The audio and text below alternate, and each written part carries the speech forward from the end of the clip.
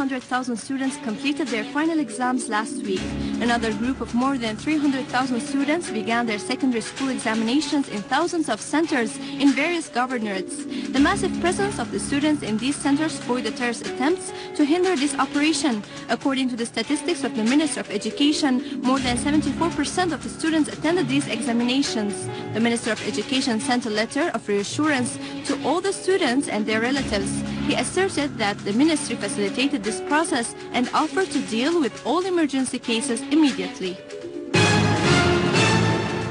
An official source at the Foreign Ministry advised the Syrian citizens against traveling to Turkey during this period.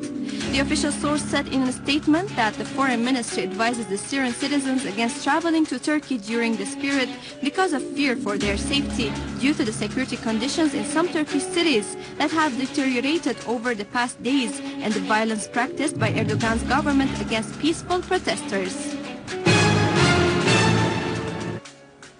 Turkish Prime Minister criticized the demonstrators who protested against his dictatorial policies, describing them as rioters who want to halt the development of Turkey and its progress. He claimed that the demonstrations were a provocative act for the Turkish people. Meanwhile, massive demonstrations took to the streets of Turkey in the major cities, demanding for the departure of Erdogan and describing his policy as fascist. Foreign and Expatriates Minister Walid al-Muallim affirmed Syria's keenness on the security and stability of its citizens. Al-Muallim's remark came during a phone call made by UN Secretary General Ban Ki-moon, during which the conversation touched upon the situation in the city of al-Qseir. The minister stressed that what the Syrian Arab Army is doing in al-Qseir is to help the citizens get rid of the armed terrorist groups and restore security and stability to the city and its countryside. Al-Muallim expressed his wonder at the rising voices on the situation in al-Qseir, whereas we didn't hear this worry when the terrorists seized the city and its countryside and committed the ugliest crimes against the citizens for over 18 months. The minister stressed that the Syrian authorities would allow the Red Cross, in cooperation with the Syrian Arab Red Crescent, to enter the al-Qseir area immediately after the military operations end there. Earlier, Russia objected to the intention of making the UN Security Council issue a statement presented by Britain about al-Qseir.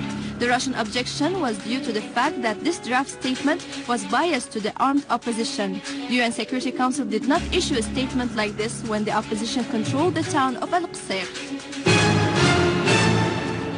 Prime Minister Dr. Wael al-Haqq stressed that the government was serious and open in dealing with all the political forces in order to ensure the success of the national dialogue.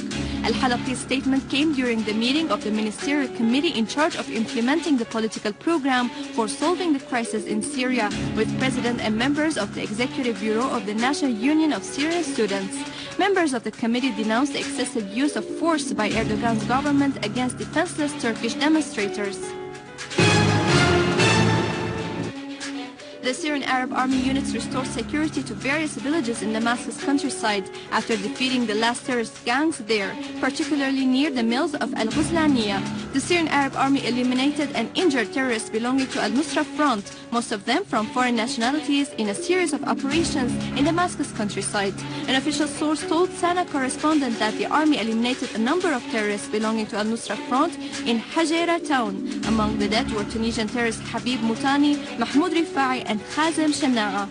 The source added that the Syrian Arab Army unit chased a terrorist group in Madaya Valley, injuring some of them.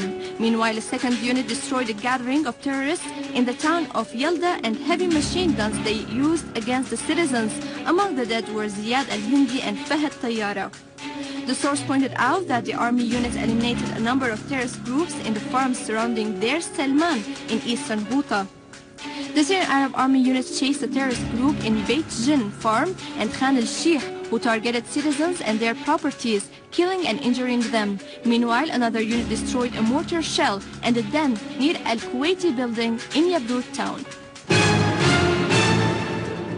Pope Francis of the Vatican urged prayers for beloved Syria, expressing concern that the conflict there has dragged on for more than 2 years.